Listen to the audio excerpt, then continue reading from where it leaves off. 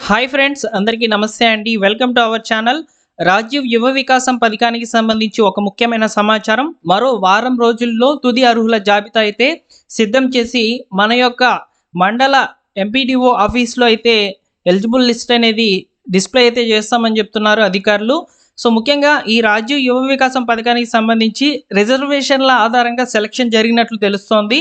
So రీసెంట్గా ఈరోజు కూడా ఎస్సీ వర్గానికి సంబంధించిన వాళ్ళకి సో ఈ యొక్క ఎస్సీ వర్గీకరణ చట్టం ప్రకారము ఏదైతే రిజర్వేషన్ అనేది ఇచ్చి ఉన్నారో అదే ప్రకారము సెలక్షన్ అయితే చేస్తున్నామని చెప్పారు. సో అదేవిధంగా ఇక్కడ రిజర్వేషన్ల గురించి సంబంధించి టాపిక్ అనేది నడిచింది కాబట్టి అసలు రాజీవ్ యువ వికాసం పథకానికి సంబంధించిన గైడ్లైన్స్లో రిజర్వేషన్లు అనేవి ఉన్నాయా లేదా అనేది ఇప్పుడు మనం తెలుసుకుందాం. తప్పకుండా వీడియోని లైక్ చేయండి ఫ్రెండ్స్. అలానే ఇక్కడ సివిల్ స్కోర్ గురించి కూడా నేను మీకు కొంత సమాచారాన్ని అందిస్తాను అనమాట. సో వీడియోని పూర్తిగా చూసి లైక్ చేయండి. ఇలాంటి అప్డేట్స్ కొరకు మన ఛానల్ని సబ్స్క్రైబ్ చేసుకోండి. ముఖ్యంగా మా టెలిగ్రామ్ ఛానల్లో మీకు ముందుగా ఇన్ఫర్మేషన్ అనేది అందిస్తాము. సో టెలిగ్రామ్ ఛానల్లో జాయిన్ అయ్యేందుకు ట్రై చేయండి. సో ఇక వివరాల్లో కనుక వచ్చినట్లయితే సో రీసెంట్గా ఈరోజు మార్నింగ్ అయితే నేను ఒక వీడియో అయితే చేశాను. సో ఇందులో ముఖ్యంగా ఎస్సీ వర్గీకరణ అయితే రాజీవ్ యువ వికాసం లోన్స్కి సంబంధించి కూడా అమలు చేస్తున్నట్లు తెలుస్తుంది అనమాట. సో అయితే ఎస్సీలను 3 గ్రూపులుగా అయితే విభజించి ఉన్నారనమాట ఈ యొక్క వర్గీకరణ యాక్ట్ ప్రకారము. సో ఇందులో ముఖ్యంగా గ్రూప్ 1 కేటగిరీ సంబంధించిన వాళ్ళకి వచ్చేసి 1% రిజర్వేషన్ అనేది ఉంది. గ్రూప్ 2 కేటగిరీలో ఉన్నటువంటి కులాల వారికి 9% రిజర్వేషన్ అనేది ఉందన్నమాట. గ్రూప్ 3లో ఉన్నటువంటి కులాల వారికి 5% రిజర్వేషన్లు అనేవి ఉన్నాయన్నమాట. ఇక మొత్తంగా 1,44,000 అప్లికేషన్స్ అనేవి ఎస్సీ కులాలకు సంబంధించినటువంటి అభ్యర్థుల నుంచి అయితే రాజీవ్ యువ వికాసం లోన్స్కి అయితే రావడం జరిగింది. ఇందులో ఎక్కువ శాతం గ్రూప్ 2లో ఉన్నటువంటి వాళ్ళు అప్లై అయితే చేసినట్లు తెలుస్తుంది అనమాట. దాదాపు 88,900 మంది అయితే ఈ యొక్క లోన్స్కి అయితే దరఖాస్తులు అయితే చేసుకున్నట్లు తెలుస్తుంది. ఇక్కడ మీరు చూసుకున్నట్లయితే దాదాపు 10% అనేది ఎస్సీ కులాల వాళ్ళకి సంబంధించి అయితే రిజర్వేషన్ల ఆధారంగా రాజీవ్ యువ వికాసం లోన్స్ అనేటివి ఇవ్వబోతున్నారు. అదేవిధంగా ఇక్కడ మరొక ఇన్ఫర్మేషన్ చూసుకున్నట్లయితే సో 25% మహిళలకైతే ఉండబోతుందండి. సో దీనికి సంబంధించి మనకు సో ఈ యొక్క రాజీవ్ యువ వికాసం పథకానికి సంబంధించినటువంటి గైడ్లైన్స్లో కూడా పేర్కొనడం జరిగిందనమాట. ఒకసారి పీడిఎఫ్ అనేది మీరు ఇక్కడ గమనించినట్లయితే స్క్రీన్ మీద అయితే ఉంది కదా. సో ఈ పీడిఎఫ్లోనే చెప్పారు చూడండి. ఇది వచ్చేసి సో రాజీవ్ యువ వికాసం పథకానికి సంబంధించిన అబ్స్ట్రాక్ట్ అంటే గైడ్లైన్స్తో కూడినటువంటిది అనమాట. సో ఇందులోనే మెన్షన్ చేశారు చూడండి పాయింట్ అనేది. సో ఒక్క నిమిషం మీరు వెయిట్ చేస్తే నేను చూపిస్తాను. ఓకే, ఇక్కడ చూడండి, women candidates minimum 25% total target. So particular single and widowed women ఎవరైతే ఒంటరి మహిళలు వితంతువులు అయితే ఉంటారో వాళ్ళు కనుక ఈ లోన్కి కనుక దరఖాస్తు చేసినట్లయితే వాళ్ళు ఏ కులాలకు సంబంధించిన వాళ్ళైనా కానీ 25% వాళ్ళకి రిజర్వేషన్ ప్రకారంగా సెలక్షన్ అనేది ఉంటుంది. ఓకేనా, ఎలిజిబుల్ అయితే. నెక్స్ట్ చూడండి, సో పర్సన్ విత్ డిసేబిలిటీ ఈ కేటగిరీకి సంబంధించిన వాళ్ళకి 5% అనేది ఇక్కడ రిజర్వేషన్ ఆధారంగా సెలక్షన్ అనేది ఉంటుందని చెప్తున్నారు. సో నెక్స్ట్ చూడండి, family member of minorities of Telangana. So agitations సంబంధించి ఎస్సీ కులాల వాళ్ళకి సంబంధించి ఈ యొక్క క్లాసిఫికేషన్ అనేది చేశారు కదా, అంటే వర్గీకరణ చేశారు కదా. సో దాని ఆధారంగా కూడా ఇక్కడ లోన్స్ అనేటివి ఇవ్వడం జరుగుతుందని చెప్పి చెప్తున్నారు. సో ఎక్కువ ప్రిఫరెన్స్ లేడీస్కి అయితే ఉందండి. సో లేడీస్ కనుక దరఖాస్తు చేసుకున్నట్లయితే ఖచ్చితంగా మీ పేరు వచ్చేందుకు అవకాశం అయితే ఉందన్నమాట. సో ఇక్కడ వరకు క్లియర్. సో నేను వీడియో థంబ్నెయిల్లో చెప్పినటువంటి ఇన్ఫర్మేషన్ ఇక్కడితో ఎండ్ అయింది.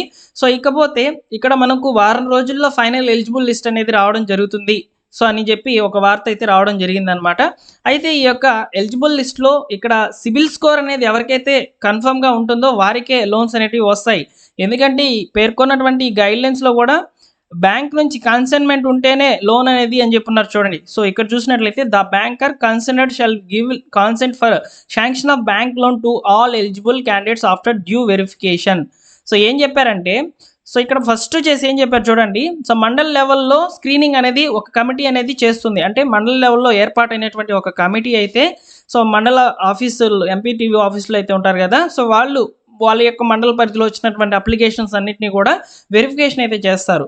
సో వెరిఫికేషన్ చేసిన తర్వాత జిల్లా నుంచి అంటే కలెక్టర్ గారు నియమింపబడినటువంటి మరొక అధికారి కూడా సో ఎంపీడీఓ ఆఫీస్లోనే సెలక్షన్ అనేది చేస్తారు, షార్ట్ లిస్ట్ అనేది చేస్తారు అభ్యర్థులను. సో ఆ యొక్క షార్ట్ లిస్ట్ చేసినటువంటి లిస్ట్ అంతా కూడా సో బ్యాంక్స్కి అయితే పంపిస్తారండి. So list of eligible candidates shall forward to the bankers అని చెప్పారు. So loan eligibility verification and approval అనేది సో అక్కడ బ్యాంక్ అధికారులు అయితే ఇవ్వాల్సింది అయితే ఉంటుంది. సో ఇక్కడ ఖచ్చితంగా బ్యాంక్ అధికారులు అతనికి ప్రీవియస్గా ఏదైనా లోన్ ఉందా, ఆ లోన్ అనేది అతను క్లియర్ చేసుకొని ఉన్నాడా లేదా అనేది ఖచ్చితంగా చెక్ చేస్తారు. సో, ఇక్కడ మీకు గనక బ్యాంక్ నుంచి సిబిల్ స్కోర్ చెక్ చేసినట్లు మెసేజ్ గానివ్వండి, సో, కాల్స్ గానివ్వండి ఏవైనా గనక వచ్చినట్లయితే ఖచ్చితంగా మీరు షార్ట్ లిస్ట్‌లో ఉన్నారని అర్థం. ఎందుకంటే ఆల్రెడీ ఎంపీడీఓ ఆఫీసుల నుంచి అయితే లిస్ట్ అనేది వెళ్ళిపోయింది కాబట్టి, సో, ఇక్కడ మీరు సెలెక్ట్ అయ్యారనే దానికి ఒక చిన్న ప్రూఫ్ అనేది ఇక్కడ మనం చెప్పుకోవచ్చు. సో, అయితే ఇక్కడ బ్యాంక్ నుంచి కాన్సెంట్ అనేది వస్తేనే అంటే బ్యాంకులు సో, ఖచ్చితంగా ఇతనికి లోన్ ఇవ్వదలుచుకున్నామని గనక ఇచ్చి గనక మీకు శాంక్షన్ లెటర్ గనక దానికి అటాచ్‌మెంట్ చేసినట్లయితే మీకు సో, ఖచ్చితంగా ఈ లోన్ అనేది వస్తుంది. ఫైనల్ లిస్ట్‌లో మీ పేరు అనేది ఉండవచ్చు. సో, సిబిల్ స్కోర్ అనేది చెక్ చేస్తారా లేదా అనేది మీకు ఒక అవగాహన అనేది వచ్చిందని అనుకుంటున్నాను. ఎందుకంటే ఖచ్చితంగా చెక్ చేస్తారు.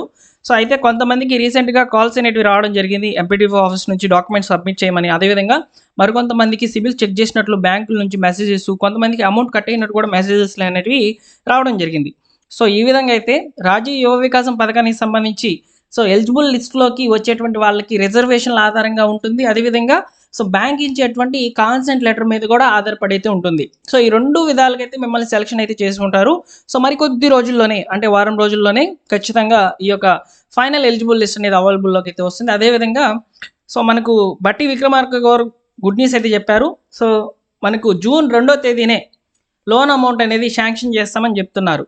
సో, మొన్న రీసెంట్‌గా కూడా సిబిల్ స్కోర్ లేకుండా ఈ యొక్క లోన్స్‌కి ఎలిజిబిలిటీ అయితే ఇస్తామని చెప్పారు. అదేవిధంగా ఇప్పుడు తాజాగా చూసుకున్నట్లయితే ఈరోజు కూడా మీడియాతో ఈ యొక్క జూన్ 2వ తేదీనైతే లోన్ అనేది ఇస్తామని చెప్తున్నారు. అయితే ఇక్కడ లోన్ అనేది జూన్ 2వ తేదీ అయితే రాదండి. మనకు ఉన్నటువంటి సమాచారం ప్రకారము యాజువల్‌గా జూన్ 2వ తేదీన మంజూరు పత్రాలు అనేటివి అందిస్తారు. సో, మంజూరు పత్రాలు అందిన వెంటనే తర్వాత మీకు ట్రైనింగ్ అనేది ఒక 2 లేదా 3 వారాల పాటు ట్రైనింగ్ అనేది ఇస్తారు. అంటే మీరు ఏ యూనిట్ అనేది సెలెక్ట్ చేసుకొని దాంట్లోకి వచ్చి ఉన్నారు. సో, ఏ యూనిట్ ఏర్పాటు చేసుకునేందుకు మీరు లోన్ అనేది పెట్టుకొని ఉంటారు కదా! అంటే సో, అప్లై చేసుకొని ఉంటారు కదా! సో, దానికి సంబంధించిన ట్రైనింగ్ అనేది ఉంటుంది. సో, ఆ యూనిట్ ఎలా ఏర్పాటు చేసుకోవాలి, మీకు లోన్ అనేది ఏ విధంగా వస్తుంది, సో, ఆ లోన్ అమౌంట్ మీకు పడాలంటే ఏం చేయాలి, ఇలాంటి వివరాలన్నిటిని కూడా మీకు ట్రైనింగ్‌లో అయితే ప్రొవైడ్ చేస్తారు. ఆఫ్టర్ దట్ మనకు ఫస్ట్ ఫేజ్ కింద కొంత అమౌంట్ ఇప్పుడు ఎగ్జాంపుల్‌కి మీరు రూ. 1,00,000 లోన్ పెట్టుకున్నారనుకోండి, రూ. 50,000 ఫస్ట్ విడత కింద అయితే రిలీజ్ చేస్తది. రిమైనింగ్ 50,000 అనేటివి సెకండ్ ఫేజ్‌లో అయితే రిలీజ్ చేస్తది. మొత్తం అమౌంట్ ఒకేసారి రిలీజ్ చేస్తది బ్యాంక్‌లోకి. కాకపోతే సగం అమౌంట్ ఫస్ట్ ఫేజ్ కింద బ్యాంక్ రిలీజ్ చేస్తుంది. యూనిట్ అనేది యూనిట్ అనేది ఏర్పాటు చేసుకోవాలి కాబట్టి అమౌంట్ అనేది వస్తుందనమాట. అయితే ఇక్కడ లోన్ అమౌంట్ కూడా కరెక్ట్‌గా అతను పే చేస్తున్నాడా లేదా వివిధ దశల్లో అయితే ఎంక్వైరీలు కూడా జరుగుతాయన్నమాట. సో, యూనిట్ అనేది ఏర్పాటు చేస్తూనే ఉన్నాడా, లేకపోతే ఆ లోన్ డబ్బులు తీసుకొని సో, వేరే పనికి ఉపయోగించుకుంటున్నారా లేదా అనేది కూడా కమిటీలు అనేటివి సో, వెరిఫికేషన్ అనేది చేస్తాయి. ఒకవేళ మీరు ఆ కమిటీకి ఇచ్చినటువంటి ఆదేశాల ప్రకారం విరుద్ధంగా ప్రవర్తిస్తున్నట్లయితే మీ లోన్ క్యాన్సిల్ చేసేసి మొత్తం రీఫండ్ చేసుకునే అవకాశం కూడా ఉంటుందన్నమాట.